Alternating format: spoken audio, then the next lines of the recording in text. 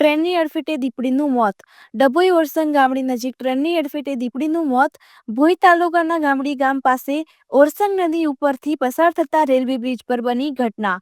Statue of unity જતી ટ્રેનની અડફેટે થયું દીપડીનું મોત. રેલવે વિભાગે વન વિભાગને કરી જાણ.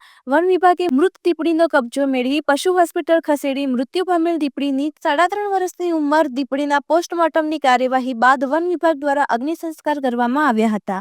રિપોર્ટર ફઝલ રજાક ખત્રી.